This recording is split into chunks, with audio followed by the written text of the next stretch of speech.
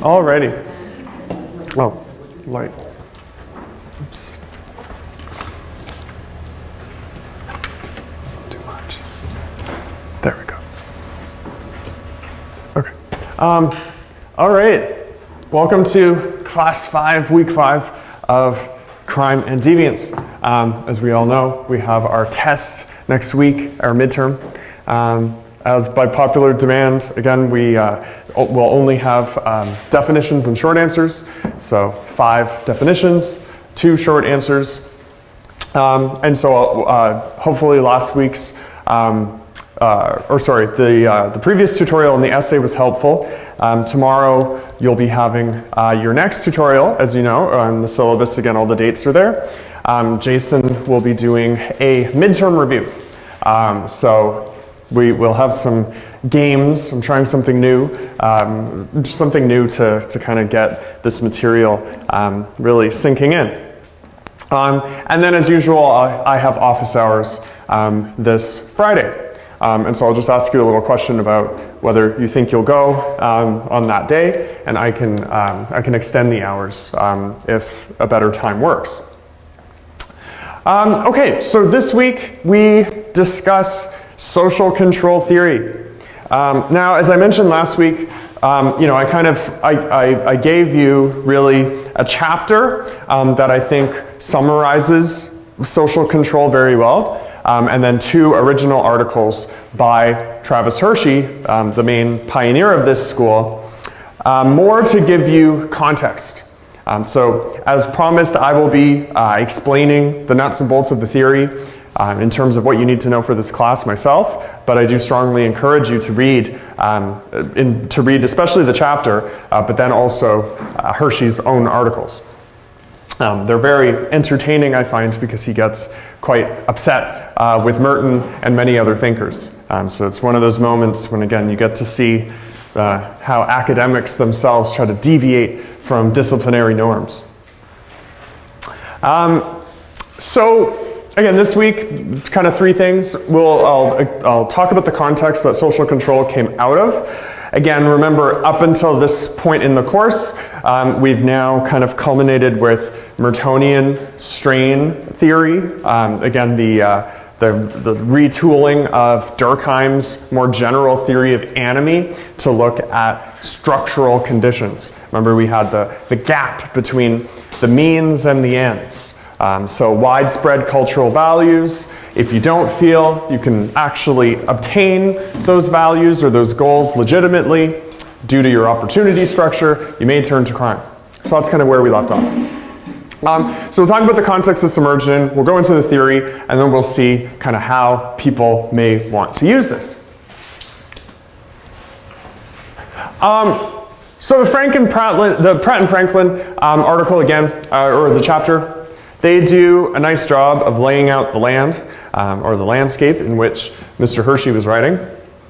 So this theory really started, again, roughly 10 to 20 years after Merton wrote most of his stuff on structural anomy, or social structure and anomy.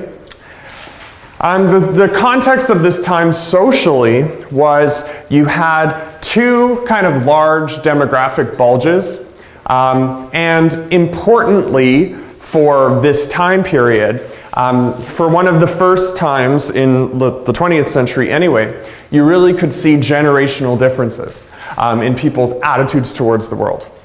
So now people are kind of obsessed with generations. You know, we talk about Generation Z, millennials. Millennials really made that huge. And older people may be blaming millennials for things, millennials blaming Gen X's and baby boomers for things. You can just see that all over BuzzFeed and everywhere. But this was one of the moments where these kind of cleavages started. So at this time, Again, remember, the context we're always talking about are political changes and crimes and deviance and so on, shaping kind of public common sense attitudes. You had two groups of people, older individuals at the time, who grew up with, relatively tough on crime, tough on deviance mentalities. And now a younger group in the 60s and particularly in the 70s, people that would become kind of radicals and hippies on the one hand. So the 60s and 70s and 80s were times of a lot of political unrest.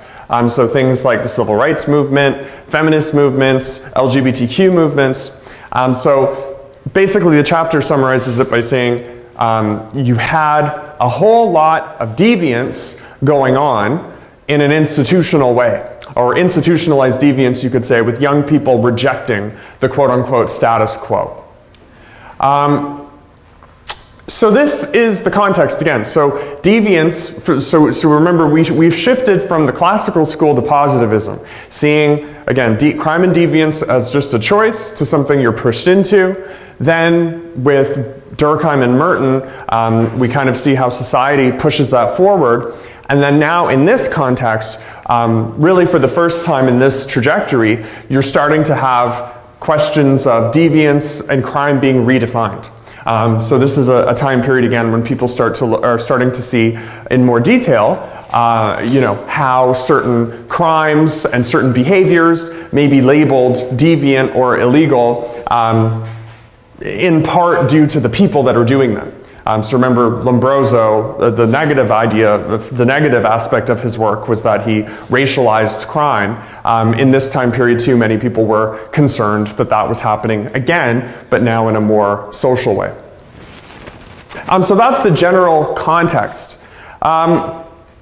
So when you open up, and we'll see after the test with cultural theory, that the idea of political activists and countercultures and deviance kind of more broadly defined outside of crime or suicide or something, that really opens up. But social control was one of the first interventions to kind of reframe how and why it is we've been defining crime and deviance negatively the way that we have. So kind of piggybacking off the ideas of these early, in a way, these early social justice movements and people that were trying to change laws and codes and norms and mores. Social control theory, where it begins, is really flipping the crime question. So you could think of like crime / deviance question.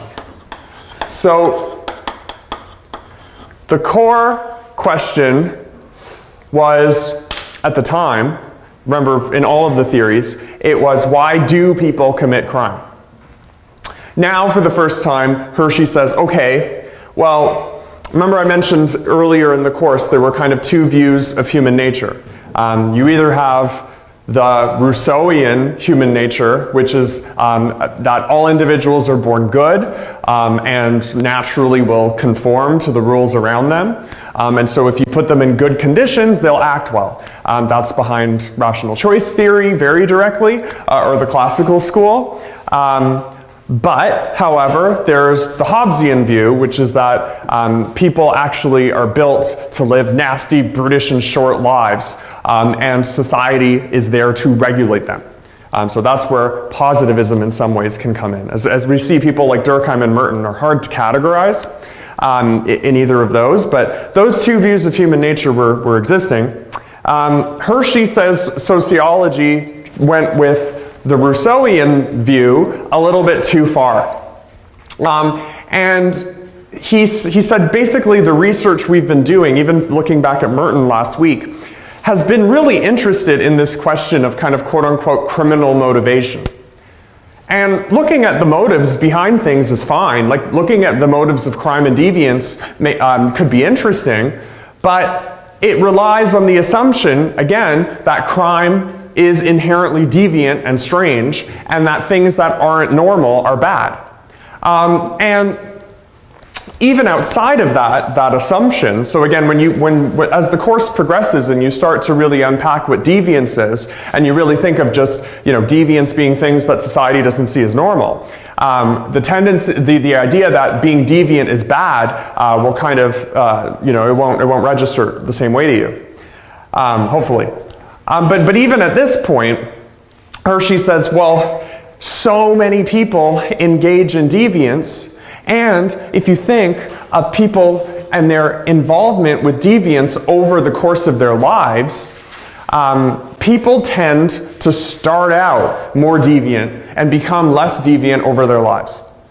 So again, think of little toddlers. I've mentioned, I'm always ragging on babies and stuff, but when you think of little babies and toddlers and increasing psychological research that comes out on them, many of the factors that we've discussed that would kind of make someone more likely to turn to crime are actually present in us at high levels very early in our lives.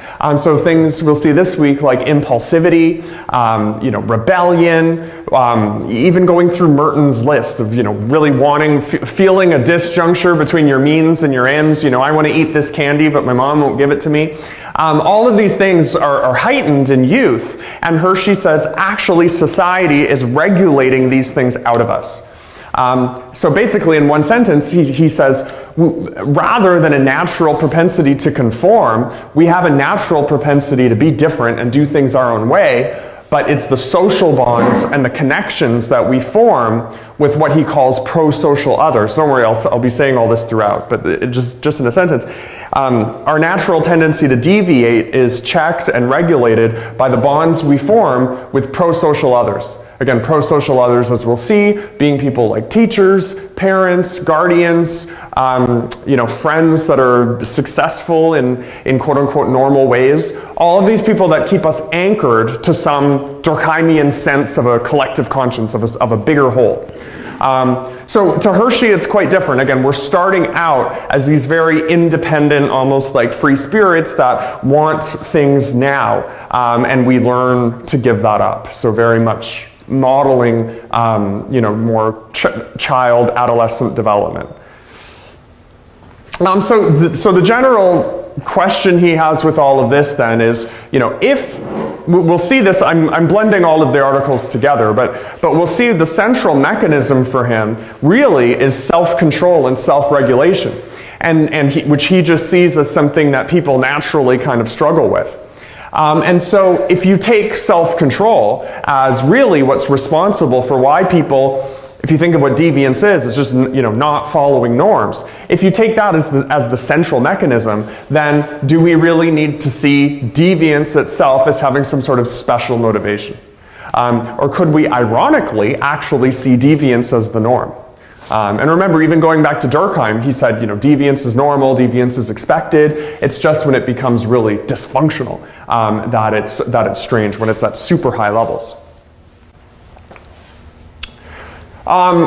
So again, now that we've shifted things, so again, we're starting with, right, so now we're starting with deviance, or starting with deviation from norms. So that's kind of number one for him. We're starting with that again because he takes the Hobbesian view there and sees that we just want what we want now. And that tendency gets checked as we get older, as we become attached to society. Now, as I mentioned, the things that actually cause this are the bonds that we have. He puts them in three categories with pro-social people, pro-social values, and pro-social institutions. So I'll walk through what those are as we discuss them. So basically to Hershey, and this is really important, you'll see, for those of you that have taken psychology, pro-social often means, and even in other sociology, fields of sociology, or subfields, pro-social usually just means something that has the outcome of increasing socialization. So when you're pro-social, it's usually just means it encourages social interaction. For Hershey, pro-social is very different. Pro-social is really pro-society or pro-social norms.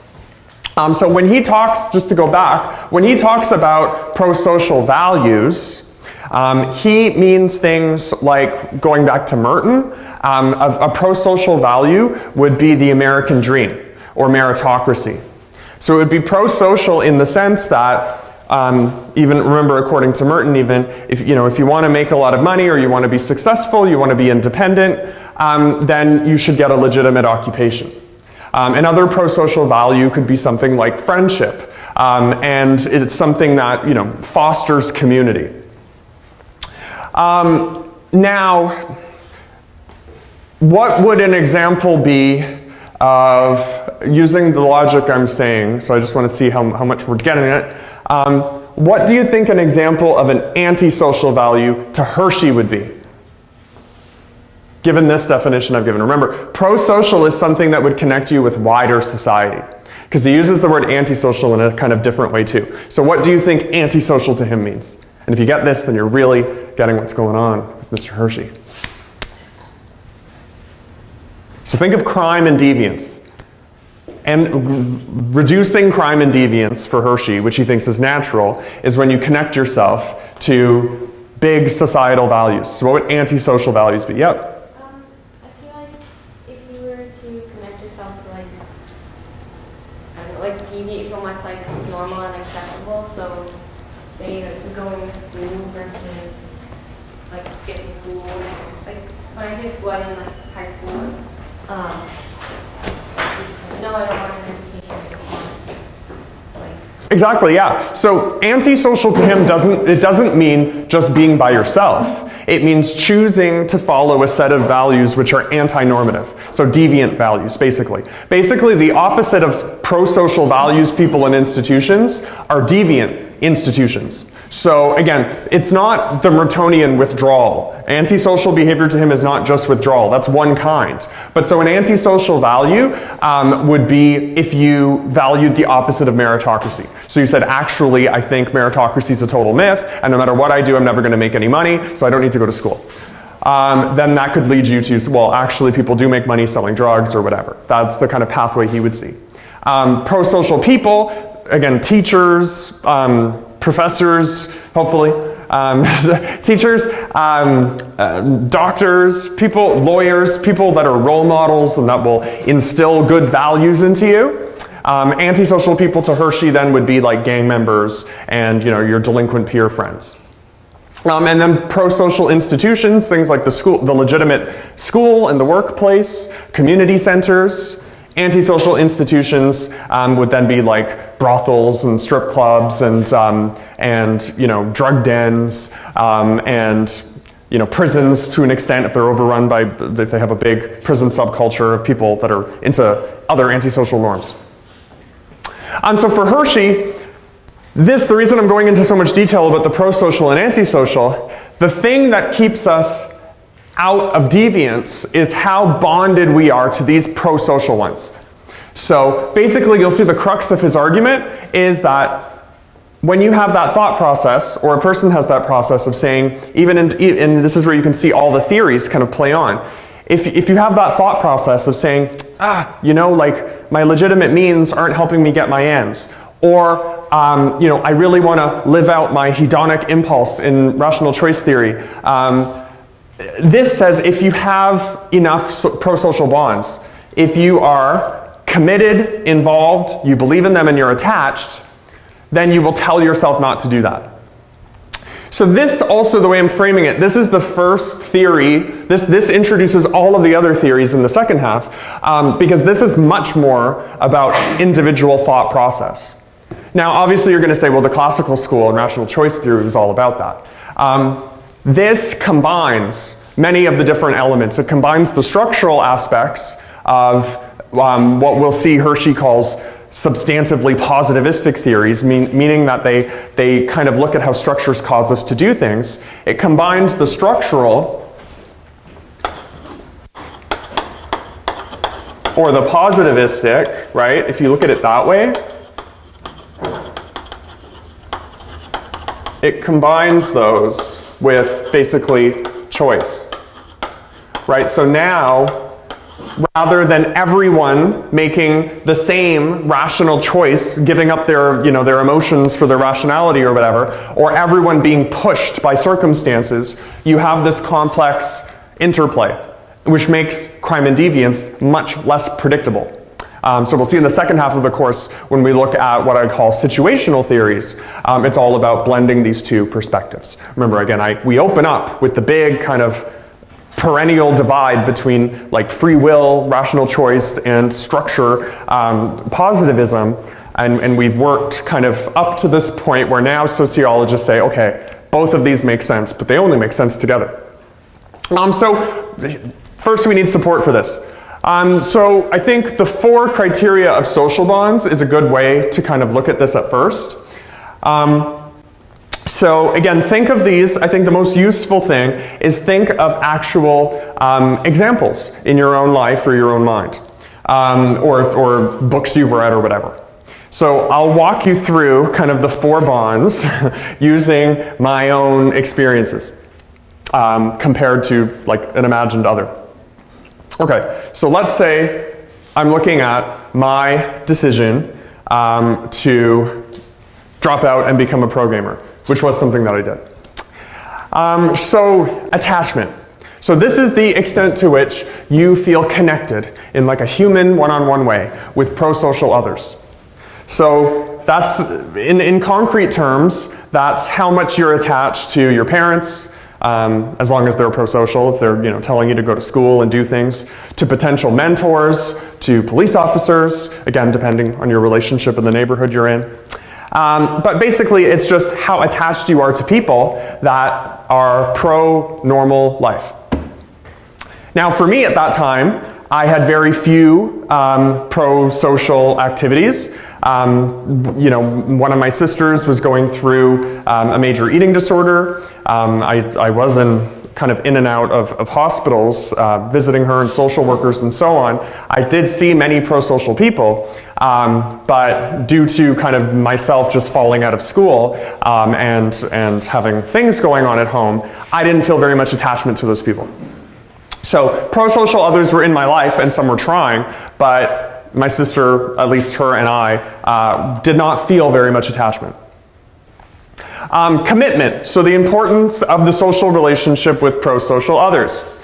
So here, this is, okay, you're attached to the person, but are you attached to them in like a hookup sort of way or in a long-term relationship sort of way?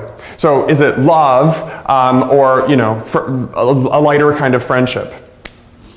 So here, just like as Merton would say, I didn't feel particularly committed to anyone, more that I was thinking I didn't feel other people were very committed to me.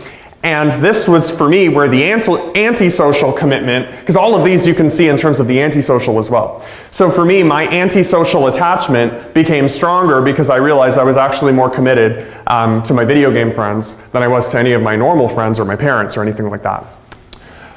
Then this directly led for me into involvement and belief. Again, it's not linear, these are all happening at once. Involvement is how much time you're spending with those people. So for me, any time I was really with pro-social people, I was always thinking about my quote-unquote antisocial behaviors. I was living to play my video games, and that was in part because of my belief. I didn't believe that school would really pan out for me. I didn't believe that getting an education was worthwhile. I believed that being involved in games could make me a pro gamer and that would be a better route for me for the kind of self I was crafting.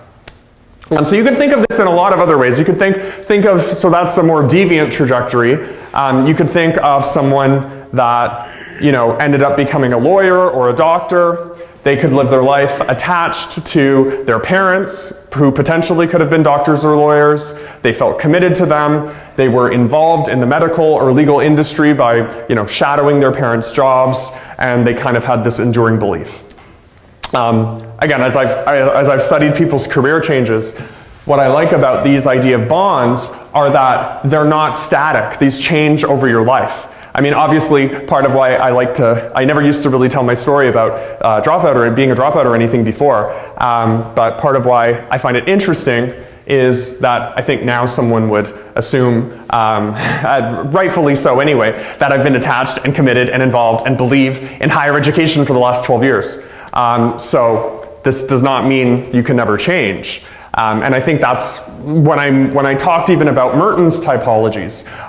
These theories are very useful, I think, for explaining phases of people's lives, which again speaks to Hershey's broader point that so SC just means social control here. Most of the decisions that we make to either conform to society or resist them are coming from informal sources. No one, I mean, again, if you're in, in sociology we talk more about averages, but average cases, barring extreme circumstances where you're like indoctrinated and abused or left for dead, which are horrible, and I'm not undermining those, but barring those, most of the social control people typically experience is informal and comes from, again, things you've heard, things you've observed, things you've tried to mimic, thought processes you've had. So for me, there was no one telling me, school won't work for you. I heard things like that through other people, and I saw it not really work out that well for my parents and my older sister and so on. But none of that was formal. It was all my interpretation. So an example of this, again, in a less personal case, is just to see social control operating. Think of all the little things you just kind of automatically know not to do or to do in certain spaces. So when you walk by someone and you see them look at you, you kind of will automatically try to acknowledge their presence with like a little smile. Unless it's someone you hate, then maybe you'll like look away. When you're on an elevator, superficial small talk, for example, you might engage in that. You kind of have this feeling of awkwardness.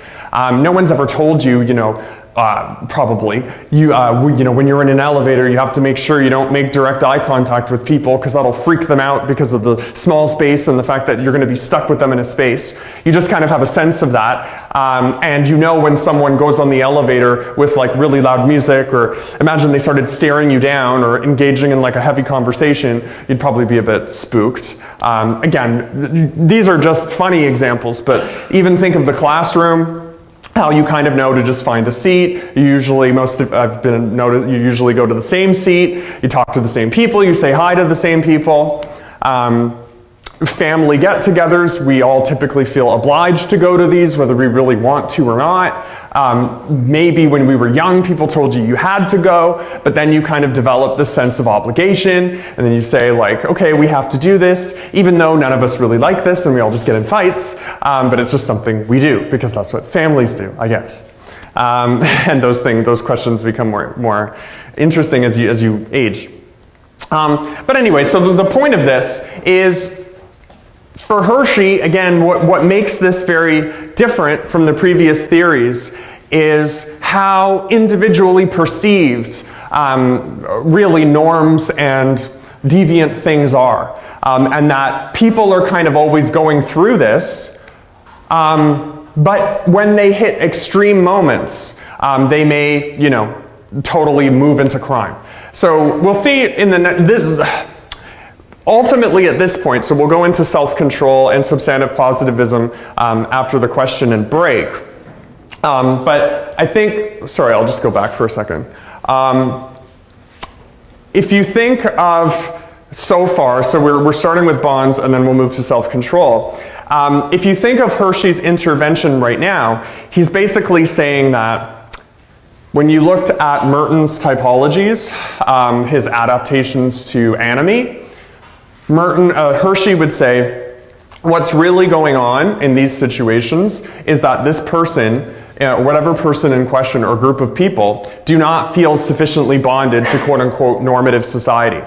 And so remember I said one of the big flaws that people always pointed out with Merton's research was how different people in very similar circumstances often would not be the same in terms of even not even just the kinds of crime they were doing, but whether they became criminal or not. And remember, the number one thing was Merton's theory in many ways makes it seem like poverty causes crime. And he said, okay, well, it's only poverty if you're in places with like big meritocracies and inequality. But that research, does fit into a kind of quote-unquote culture of poverty thesis where people feel disenfranchised and they turn to illegitimate opportunities. And over time, sociologists have shown that that's not really the case, that people don't necessarily feel the sort of strain he's talking about all the time. And so I think Hershey explains that better. He shows kind of what people can do to intervene in that situation to kind of rehabilitate or keep people bonded in a way that Merton doesn't really look at kind of at the individual level. So I think here, because I just want to make sure we're all getting what's going on. So just for your question for today, there's just one, because I want to have some time at the end for Q&A. That should be does, not doe, not female deer. Doe, deer, female deer. How does social control theory compare with the classical school in terms of how an individual make a decision to engage in crime or deviance? So remember, they both are often seen as choice theories, but this one is more structural. And we'll get more to the choice side later. I know I've put it more in terms of bonds, but I just want to kind of draw the connection. All right. So just take some time, about 7 to 10 minutes. This is a bit more involved one. And this will help you study. So,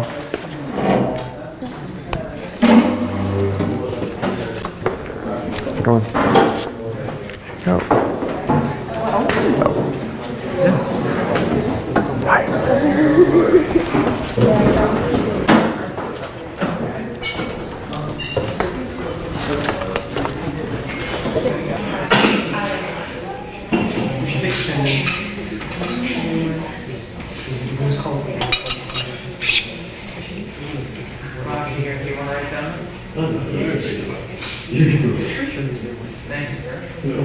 Once you're done, you can just take pictures of one another's or whatever. I more just want you to. There's not the question on the test won't be exactly like this, but there will be comparison ones. It's useful just to think of how to know what these theories are, so you can explain them.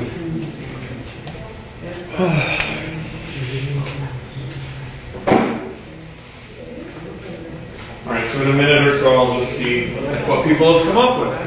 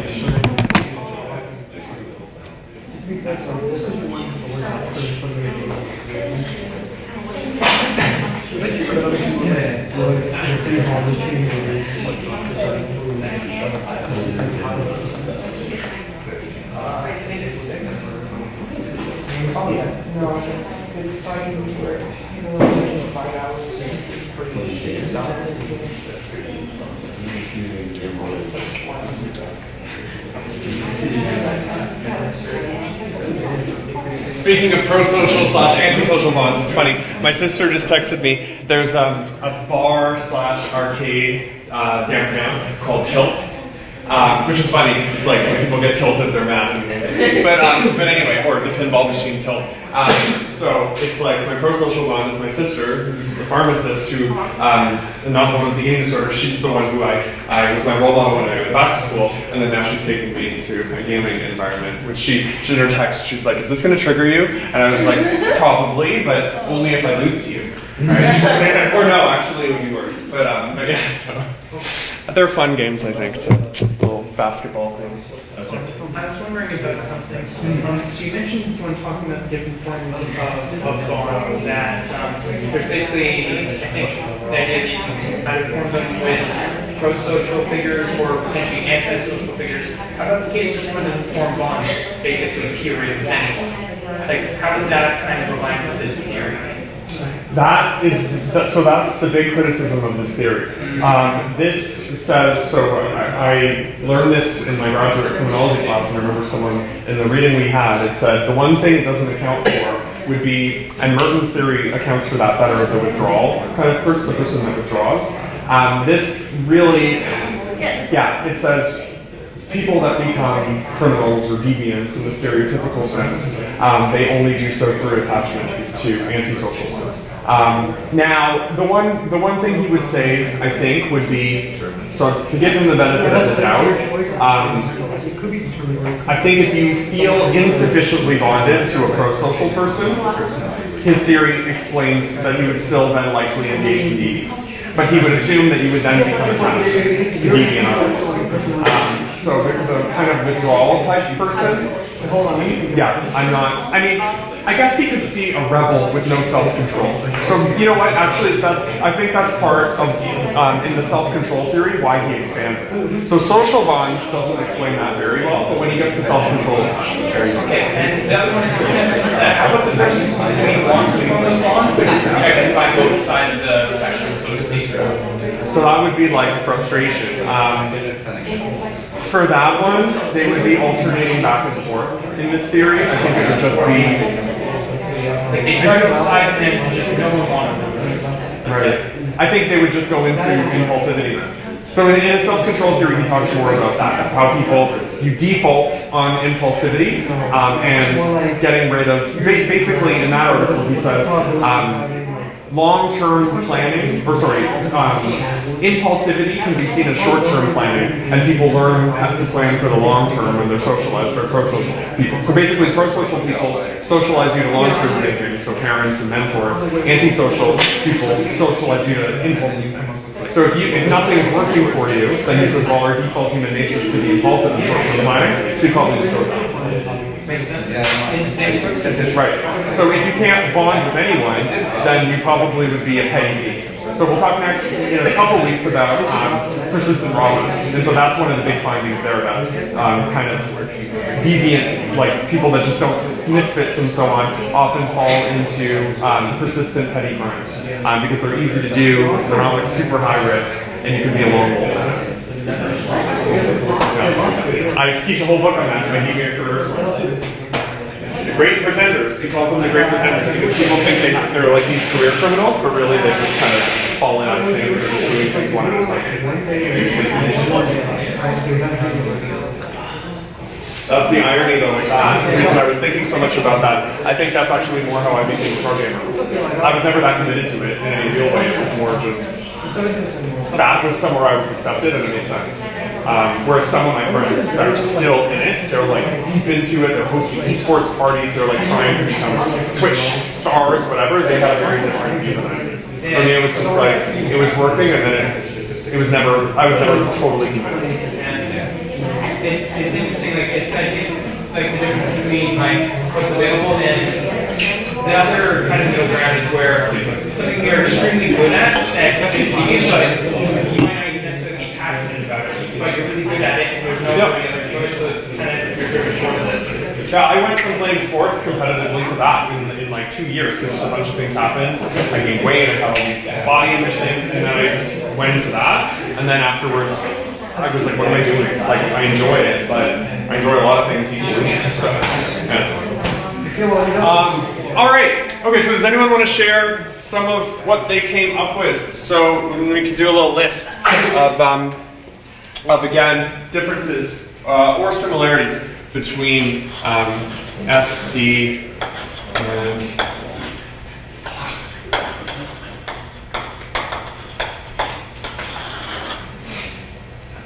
Okay, so just in terms of the question, how do they compare? Oops. So similarities and or differences.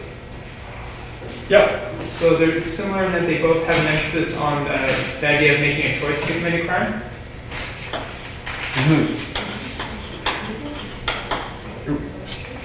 I combined both with choice. Choice. Oriented. Yep, so they both take the decision-making process seriously. Yep. Classical theory is really focused on like reformation of the entire justice system. Mm. So yeah, how to rehabilitate people. But social control is more focused on figuring out why people can crime and like act deviantly. It's more individualistic.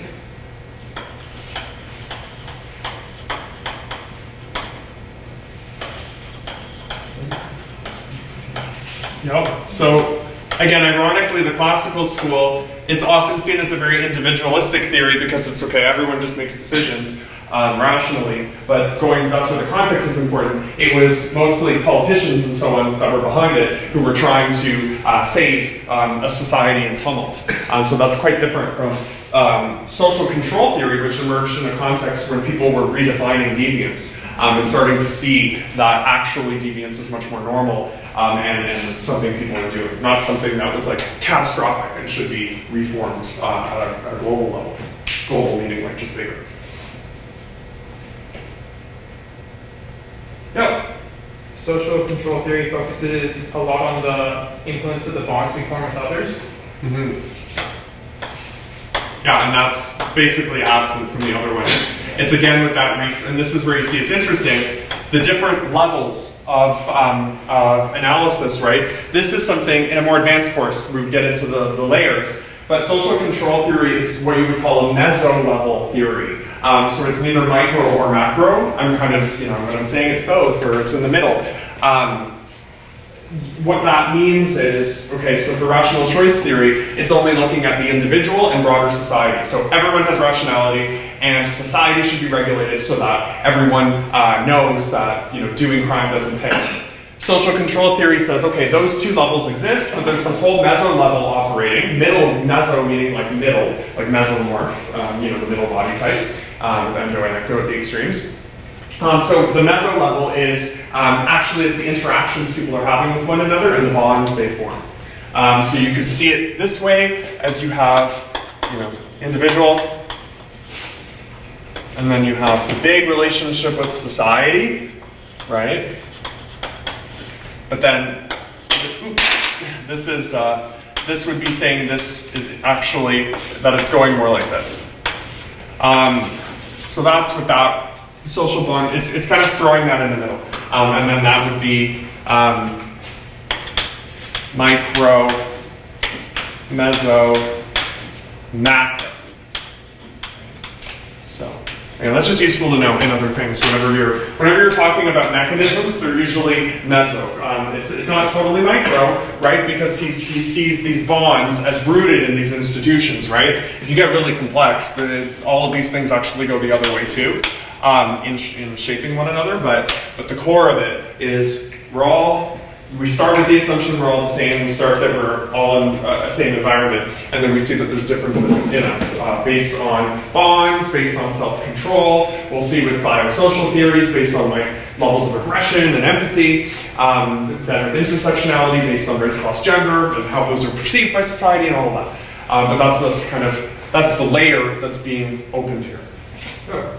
I was going to say, I hope I got it right, but classical theory, it focuses on punishment, severe with certain punishment as a way of deterrence and self-control, or social control. Mm-hmm. But social control theory, on the other hand, it focuses more on what social control is. It comes from something that one does not want to jeopardize. Mm-hmm. Yeah, bonds. So it's and again, think of the classical school without any theory of the meso level. They basically say, well, we're all the same, right? This is again always. It's very easy to paint history as though people are monsters or not thinking. This was a moment, again, the Enlightenment. They were we just cast off the caste systems, the feudal lords. This is amazing. We're all the same.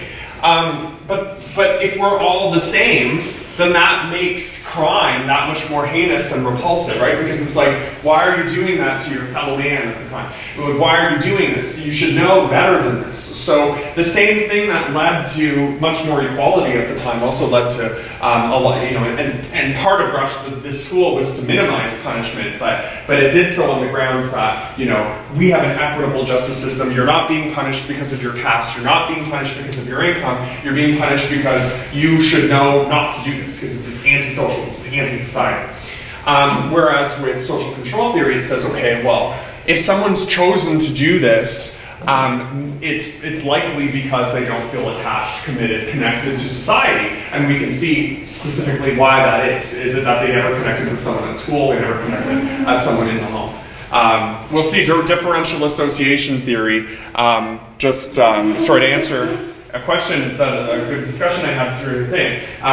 Differential association theory is less, and we'll see after the break, after the midterm, it's less interested in how people are interested with pro-social others and exclusively in how people are bonded with antisocial others. So for them, it's that you only commit the crime if you have the deviant associations. For this, it's that you can kind of get started on that process by being unsevered.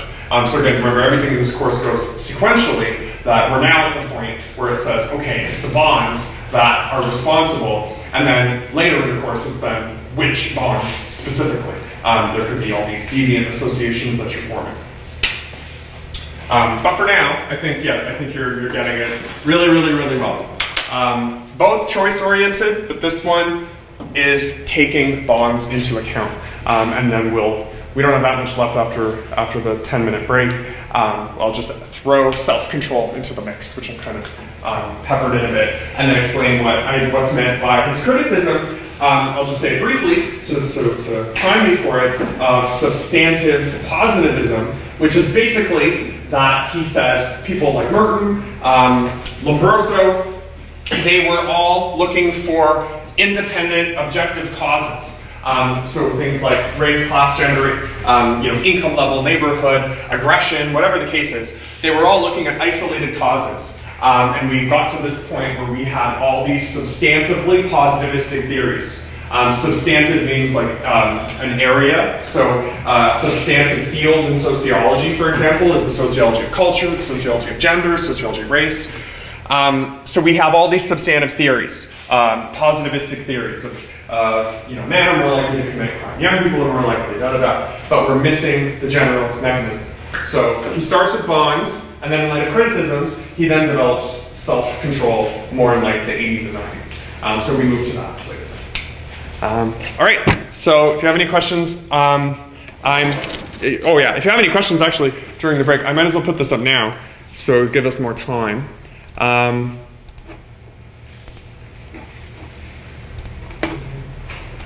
Oops, wrong one. So I'll just leave this up on the board. And then you can take your 10-minute break, and I'll have that up in the last 10 for 15 minutes anyway as well.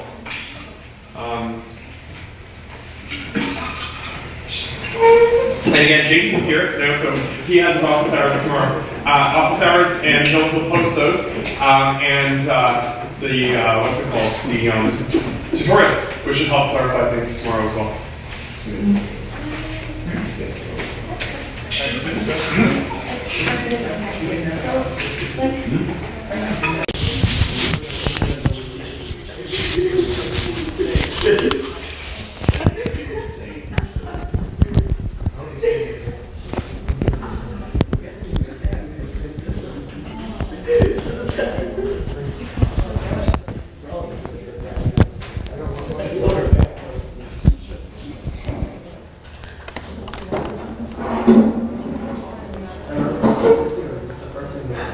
Alrighty. Oops. Ha.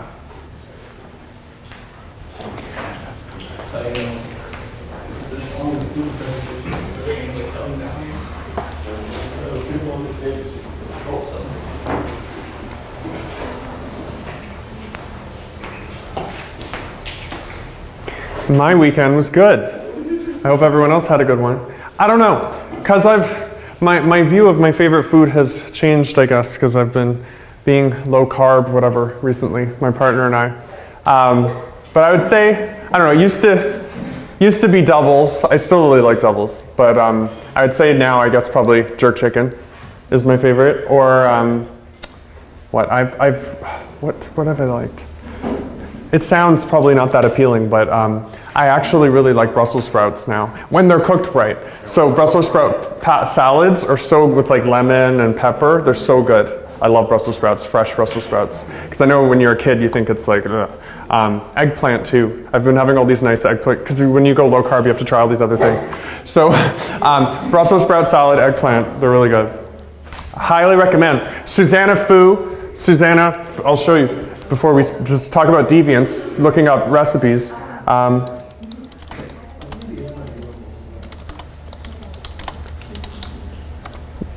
And that is good. Suzanne, that's an amazing cookbook. She does American Chinese fusion, and amazing stuff. Her potato salad and the Brussels sprout salad, so good. Crisp, cold, yeah, it is. It's like perfect. That on a hot day.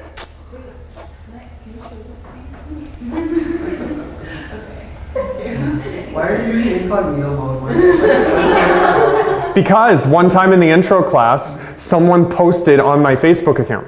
And I'm lucky that they went on, my Facebook was, because I log in through things via Facebook and stuff, and that kind of freaked me out. And I don't know whether they were nice because they posted on my Facebook, they posted on my wall as me, but it's some weird thing, very cryptic, but then said at the end, don't leave your Facebook open on podiums.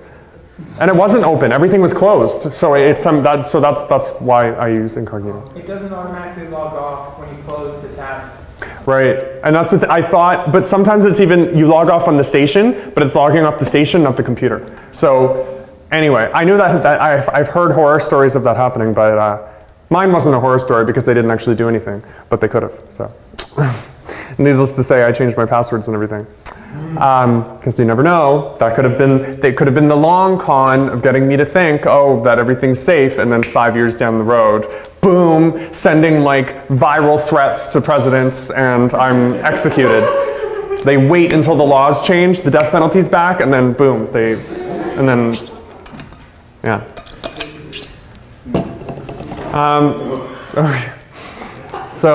Okay. All right, so as I mentioned, so a lot of this, as I said, we won't spend a ton of time because I've peppered it in throughout. So in 1990, so several years, we didn't read his original article on, or book. He has a whole book where he's developing multiple books really, Social Control. It's very discursive. He's laying it all out. So that's why I just focused on the book chapter by someone else to explain it. But 20, 30 years later, he responds to criticisms and also levels some more criticisms of his own at existing criminology. Basically, the argument in the generality of deviance is in the title. He thinks that if you look at one key mechanism, namely self-control, so kind of not just one, but both now, so we're adding the other one. So if you look, self-control is really responsible for bonds, he'll show here, but these two are very connected.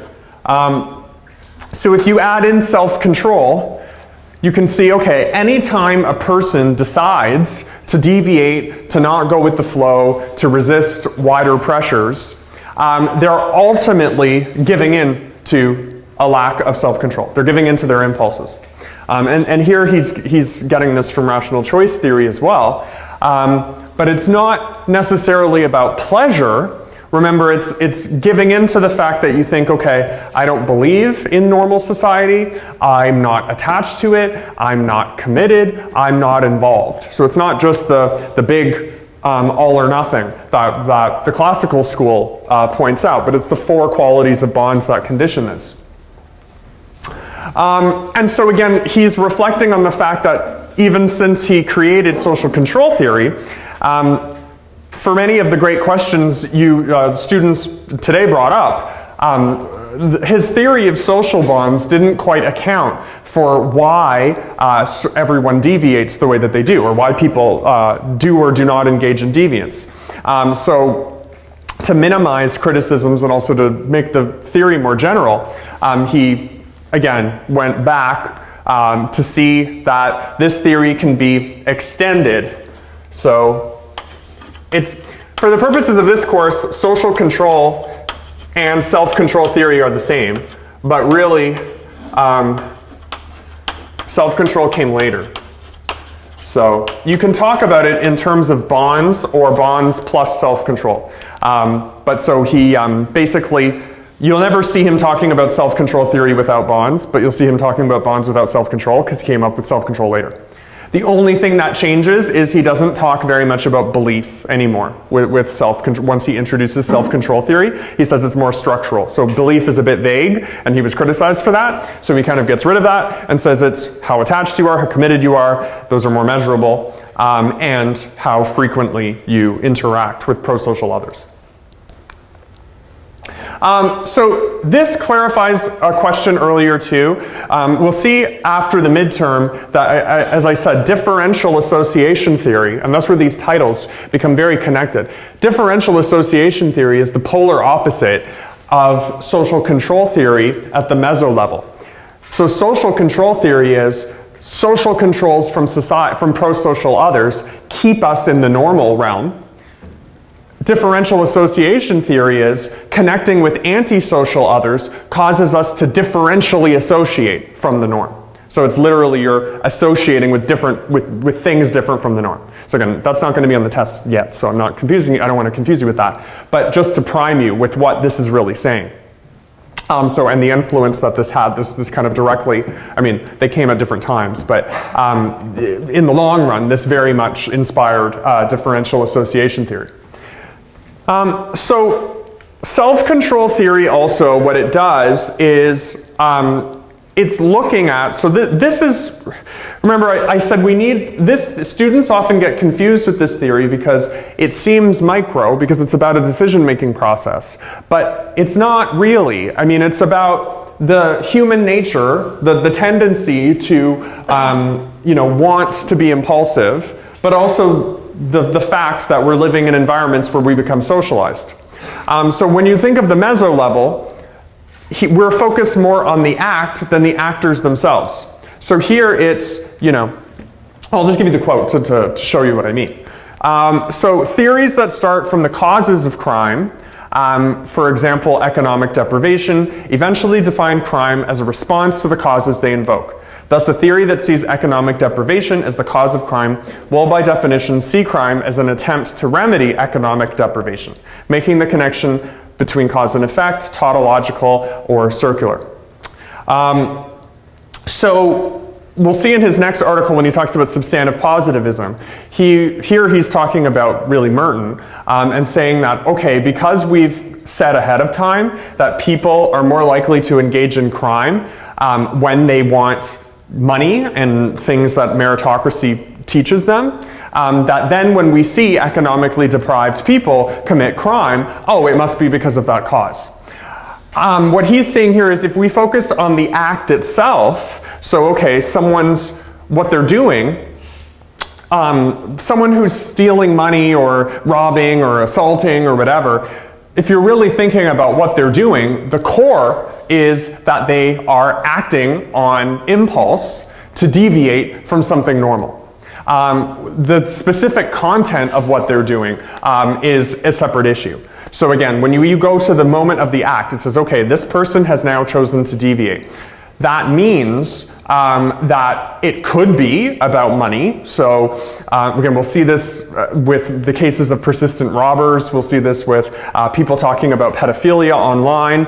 And we'll see this with gang members in the last week.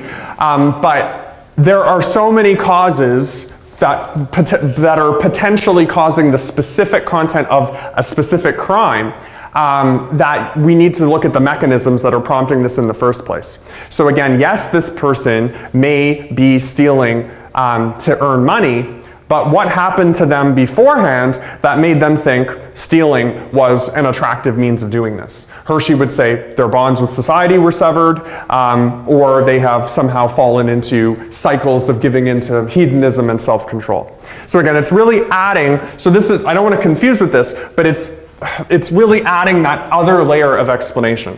Again, of saying that, yes, obviously someone who's murdering someone wants to kill that person, but if you go one level further, why did they want to kill them? What happened, what's going on with them inside that's actually causing this?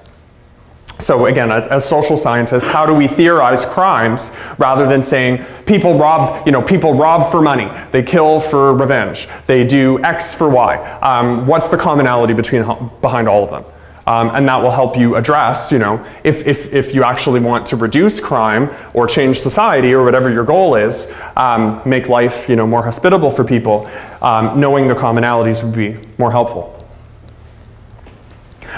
So self-control, the big common thing that he adds now to the social bond theory is that any kind of crime or deviance that has that has limited short-term costs or short-term gains, but substantial long-term costs is covered by this theory.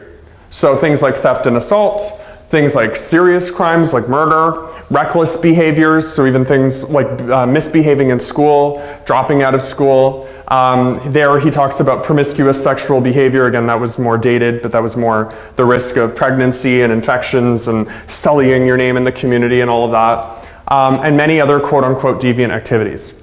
And so, it's all of those behaviors that, again, you could see teenagers or bad kids wanting to do. It's usually that sort of behavior that this theory covers those, but it also covers the very serious ones. So when you get to things like serial homicidists and rapists and so on, you can see how they've decided that they're going to let their impulses kind of govern them.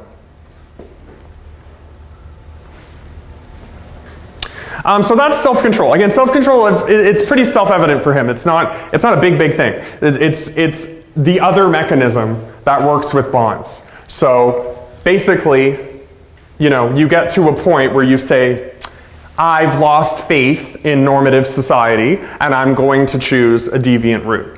And I'm going to choose that deviant route because it is more attractive to me. Either I'm committed to people there, but I don't have to be. It could just be I'm pissed off and I'm frustrated and I'm annoyed, or I'm depressed and I want to withdraw. Again, this is a mechanism to help explain even Merton's findings, right? How we said, certain people, when remember, if they reject both the goals and the means, they might rebel. If they reject the goals but accept the means, they're doing things ritualistically. He would come to very many similar conclusions, but again, using the idea of bonds and self-control instead, saying we can kind of map out that process a bit better. So, substantive positivism, the last article for this week, the central idea here is kind of the big gap between the classical school and the positivistic school. It left us again with this rift, which he's really trying to do with that, or really trying to cover with that middle area. That we have a whole bunch of variables. We have macro level variables, and then we have the individual, quote unquote. So we have these two levels that seem to be completely divorced and rifted. So in this one, he talks again about self-control, but he uses the word restraint. So it's the same idea, but he says, basically here, anytime you're looking at why people engage in any kind of behavior that has both positives and negatives to it. So again, conforming to society can be difficult, right? Most of the things we do in our lives, that we're taught by whatever society we're in to do, they typically aren't the most fun in the moment, but they have long-term benefits. So things like education, things like even being loyal to a partner, whatever you're going to give into your ideas and cheat on people, cheat on friends, gossip, all these things. Drink all the time, party, do drugs.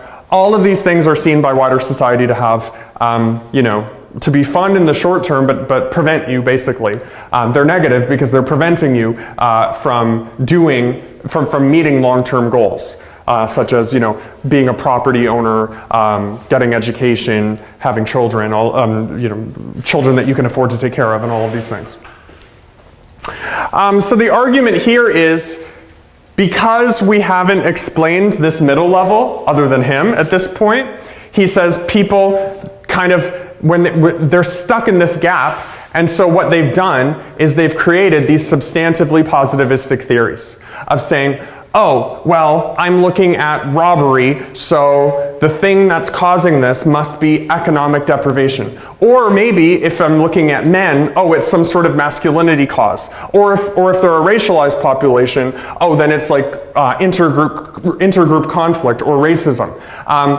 He would say all of these are factors which could be contributing, but the general question of why any one person is doing this or not is not being addressed. And again, this sort of research, he would say, it can be quite negative because it fuels stereotypes about different populations.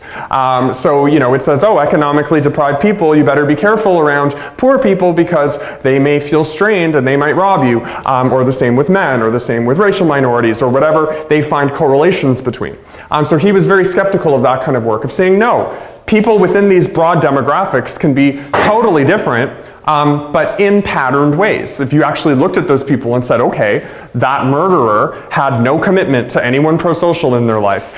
They lost belief early in life. When you look at the life histories of serial murderers, you'll see those sorts of trends. Even at the, you know, not even getting into genetics, but what Jim Fallon was talking about was, you know, early childhood trauma completely rerouting a person's mind.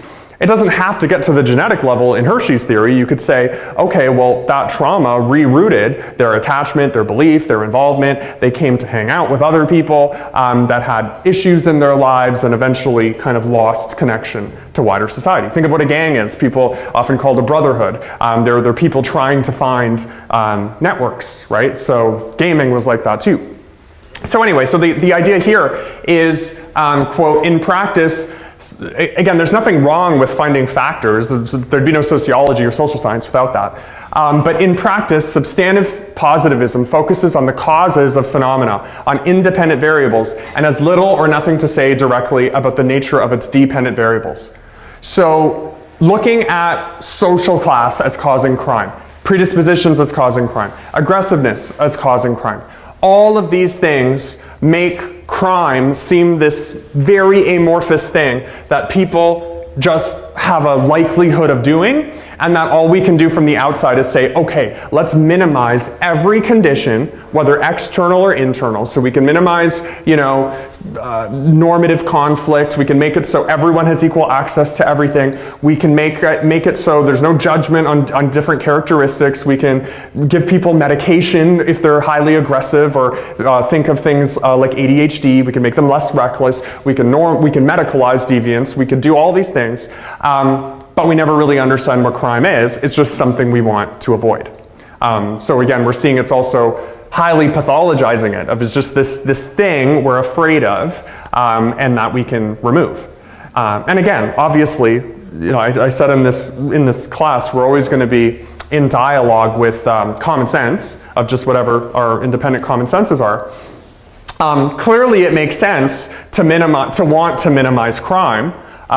Because crime by definition is defined as bad by the majority of society. Crimes change when people start to think laws don't make sense, like the legalization of marijuana and other things, and the end of prohibition and all of that. But if we just become fixated on laws and policies, we're never actually asking the question of what causes a person to want to deviate in the first place. And we get all these sorts of different theories of crimes without a unifying source. So basically the risk here is, because you may say, well, why does it matter if we have theories for every different sort of crime? Why do you think it matters? I just want to know the student perspective. What's a negative thing that could come about from having separate theories for every kind of crime in terms of crime prevention going in the future?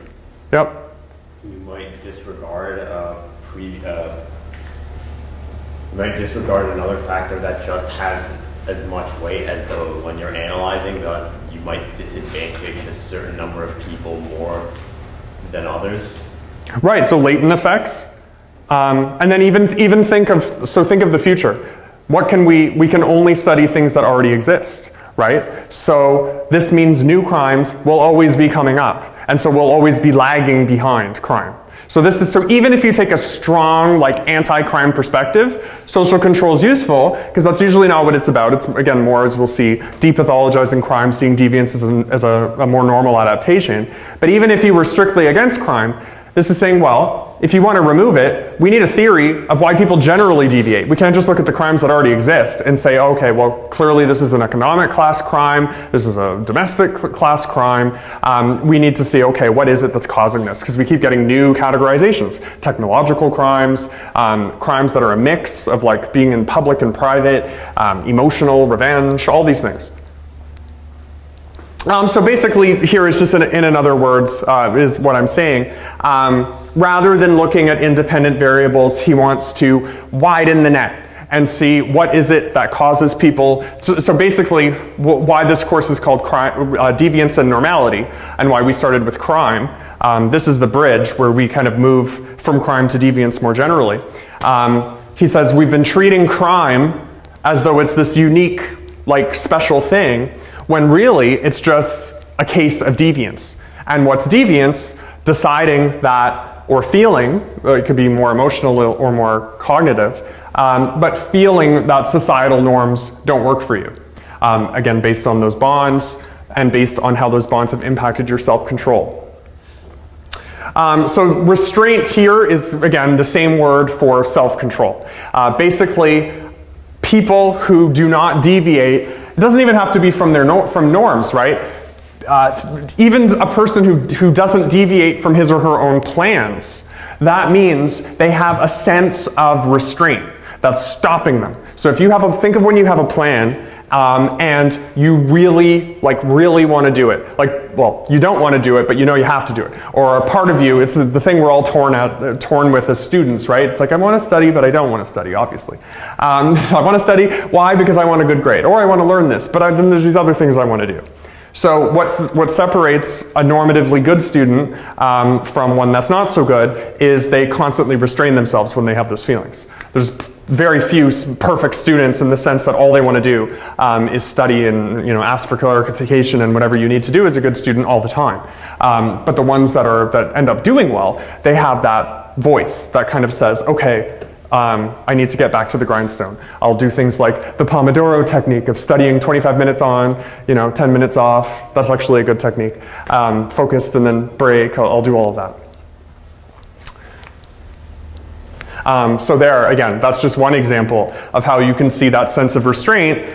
And then for Hershey, that would see, okay, using the case of the bad student, again, which was myself in elementary school, me not paying attention in class cascaded to me being truant and then me really becoming antisocial in the Hersheian sense. Every consequence, every step had a consequence in terms of the commitment, attachment, belief, in terms of primarily those three. But again, obviously, we're not permanent.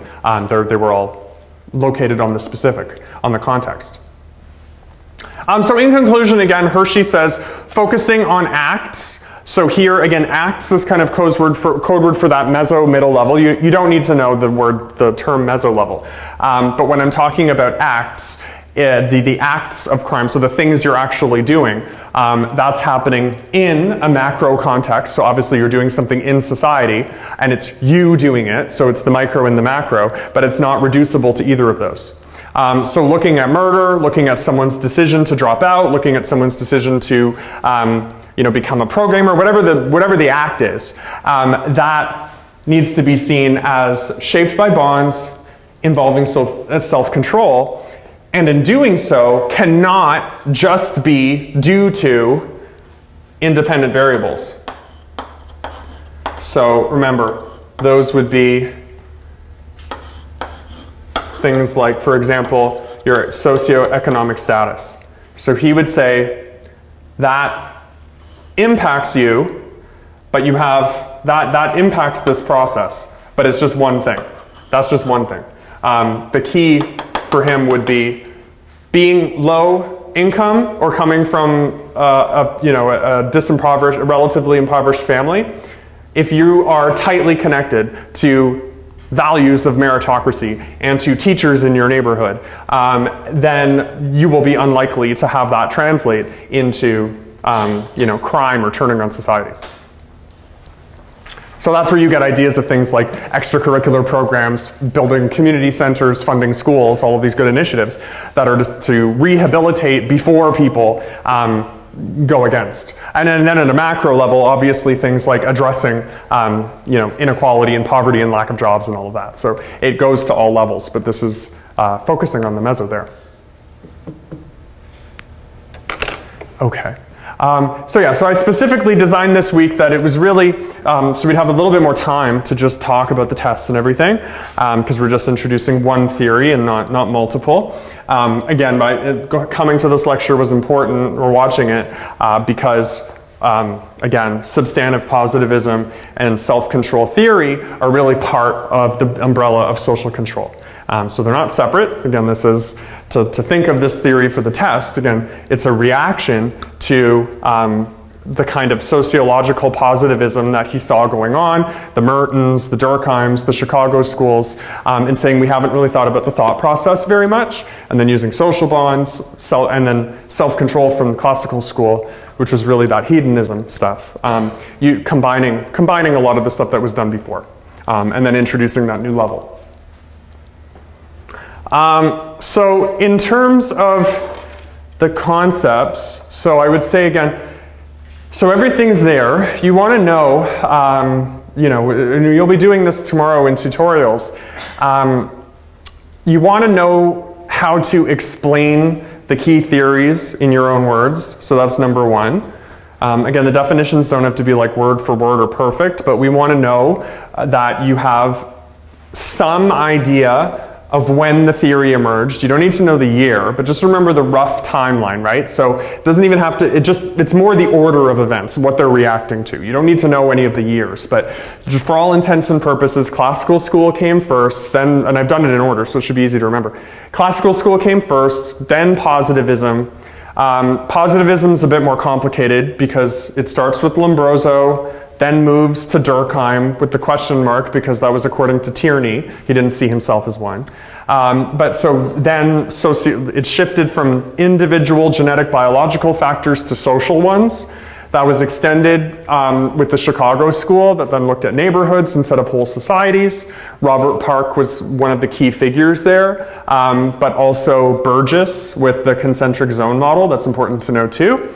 So Park brought in he's the more obvious connection because he brought in from biology, so like Lombroso, but instead of the individual, he brought in the ecosystem. So there he saw that, remember that organic analogy Durkheim talked about? For Robert Park, every neighborhood was an ecosystem. So bringing that metaphor smaller.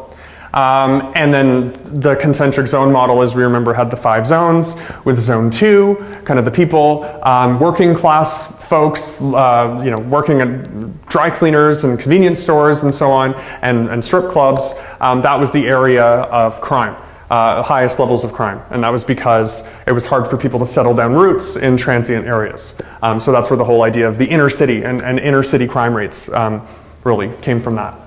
Then Merton goes and uses those insights from the Chicago school and refines Durkheim's version of anomy. So in social structure and anomy, he links social structure to the kind of cultural ideal of anomy. And then it's, the means and the ends not aligning. And then this week, going one step further than Merton, we have Hershey bringing in the mechanism of self-control to see that it's actually more about social control from these institutions. Again, all of these other theorists before him assumed in a Rousseauian way, and you don't need to know the Rousseau or Hobbes, but this is just, it's just a way to remember. But again, Rousseau, it's that you're born perfect and society corrupts you. Hobbes, that you're born very imperfect and society can perfect you. Two different views. So Hershey said they've all been assuming, like Rousseau, that people start out really good and they want to conform and be pro-social and all this stuff. But he says, well, if you look at the history of crime and deviance, and you look at child and adolescent behavior, and you look at how like old people, like seniors, don't often commit crime, and just all of these other common sense things, then he says, actually, maybe we can start to see deviance as the normal thing, and conformity is a bit strange. And then why do people conform? Well, they conform through being socially controlled. And how are they socially controlled? By people like me sitting at the front of the room. And wanting you to be good students, wanting you to long-term plan and all of that. If I was up here, teaching you how to be parts of like black market drug rings or something, and like, no, don't study, it didn't work for me, look at me, I'm nuts, whatever, like that wouldn't be very good. So getting you out of the class.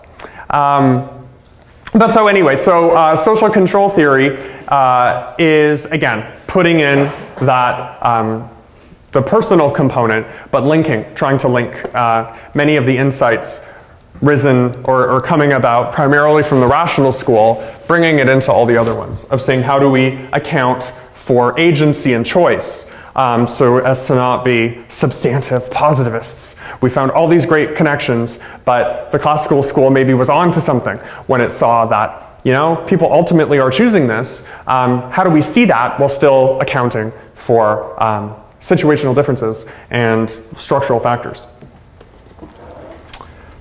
Okay, so I just have so if you have any questions about anything in person, I'll be up here, but I just have one more Mentimeter question before, and then so you can do the Q&A there. But so I just want to know in terms of, so I have office hours. Did you post yours yet, Jason? No. Okay, so when will they be? Just so they can all know, and then he'll post it. Like 3 or 5 tomorrow. Yeah. So he'll have his tomorrow 3 to 5. So I guess in the TA office, or? Yeah. Okay. Yeah, so he'll let you know. So go to tutorials, and then so he'll have them after tutorials. And so mine, as usual, will be on Friday from 12 to 2. So I think 12 to 2 is okay for everyone, for those that'll come. Even 246, right? Anyway. Yeah, I mean, the test should be pretty straightforward. It's honestly, we're just going to evaluate how well you understand the concepts independently in the definitions. And then in the short answers, it's like putting two things in dialogue. So that's why today was like a dry run of the kind of thing we're looking for. And the way that I'm answering this, obviously you don't have to go in all this detail and draw maps and whatever. You're not the professor, but the idea is just to see that these theories, they all have strengths, they all have limitations. The limitations of social control we won't get into until the second half, so you don't have to worry about that. Because the theories that respond to it. But again, all of these theories, just going back to the map, they're all responding to one another. And not just to one another, but they're all responding to the kind of central rift. That's why I put them on the left side of the classical school and positivism. And so, the questions that have not gone away. Okay, so I think I have one more question that came up. Tragic. Oh, that's not a question. I don't know what that is. Tragic. Well, no, it's not tragic. You'll do well and have a great weekend. So, okay, so yeah, if you have any questions, I'll be up here. Otherwise, have fun in your office hours. And again, that's a midterm review, and we'll have a game, so that should be fun. And you can keep your cards this week. Again, I took mental note of who's here. And then I'll see you on Friday or next week. And please don't hesitate to email me if you have any questions about anything. Yeah. Hi. I have a question. So about the social control theory, I feel like it's very post-structural almost,